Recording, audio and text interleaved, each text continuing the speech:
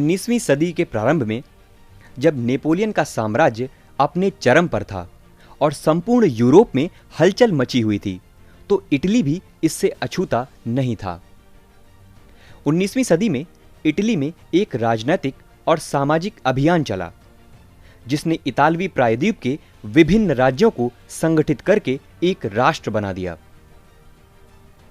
विश्व इतिहास पर चल रही DIS की इस सीरीज में आप सभी का स्वागत है। मैं हूं दिव्यांश शुक्ला। दरअसल नेपोलियन के युद्धों के बाद सिर्फ इटली ही नहीं बल्कि संपूर्ण यूरोप में राष्ट्रवाद और राष्ट्रवादी विचारधाराओं की लहरें उत्पन्न हुईं। इटली, जो कि कभी संपूर्ण यूरोप का गौरव हुआ करता था, वो विशाल रोमन साम्राज्य जिसका केंद्र कभी इटली था, अब एक कमजोर और टुकड़ों में बटा हुआ राज्य बन चुका था। लोगों में जब राष्ट्रवाद पनपने लगा तो वे उसी पुराने इटली के गौरव, उसकी संस्कृति, विज्ञान व कला की तरफ मुड़ने लगे। वो एक बार फिर से इटली को गौरवशाली बनाने का सपना देखने लगे। दरअसल अगर इटली की प्राचीन छवि पर नजर डालें तो यह पता चलता है कि इटली का अतीत बहुत ही समृद्ध रहा है। रोम, जो कि इटली की राजधानी है, वह कभी समूचे यूरोप की राजधानी थी, विशाल रोमन साम्राज्य की राजधानी थी। लैटिन भाषा, जो कि मध्यकाल में लगभग समूचे यूरोप की भाषा थी, उसका केंद्र भी इटली ही था। कैथोलिक धर्म, जिसका मूल इटली में था, वो अब पूरे यूरोप में फैल चुका था। यहां तक कि पुनर्जागरण काल का उदय भी सबसे पहले इटली में ही हुआ था। ये सारी बातें इटली वासियों के लिए गौरव की बात थीं और यही बातें इटली के एकीकरण में वरदान साबित हुईं। लेकिन इटली का एकीकरण इतना आसान भी नहीं था। उसमें कई सारे बाधक तत्व भी थे। जैसे इटली 8 भागों में बटा हुआ था और हर एक भाग एक अलग राजा के पास था। इटली की जनता भी गरीब, अशिक्षित और पिछड़ी थी, जो एकीकरण के मार्ग में बाधक थी।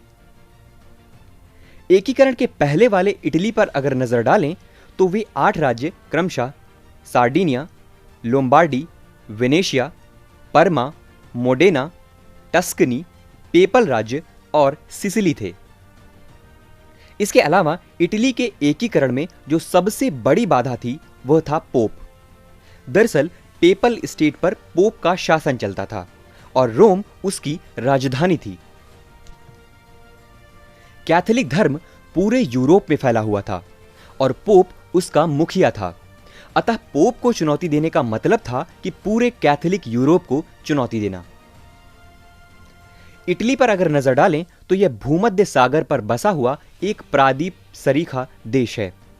इसलिए अगर इटली का एकीकरण हो जाता और वह मजबूत हो जाता तो यह बात ब्रिटेन और फ्रांस जैसे देशों के लिए खतरा बन सकती थी, क्योंकि इन देशों के व्यापार का भारी हिस्सा भूमध्य सागर यानी मेडिटेरेनियन सी के द्वारा ही होता था।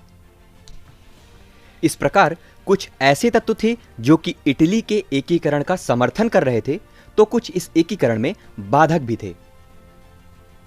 इन सब के अलावा एकीकरण का जो मुख्य कारण था, या यूं कहें कि एकीकरण की आग को सुलगाने का कारण था, वह था नेपोलियन।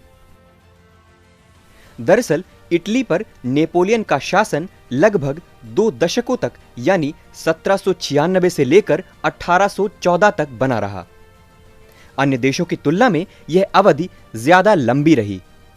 फिर भी इटली के लोगों में नेपोलियन के शासन को लेकर कड़वाहट नहीं थी, क्योंकि इटली का संपन्न व समृद्ध वर्ग नेपोलियन व फ्रांस की कार्यकुशलता का कायल था।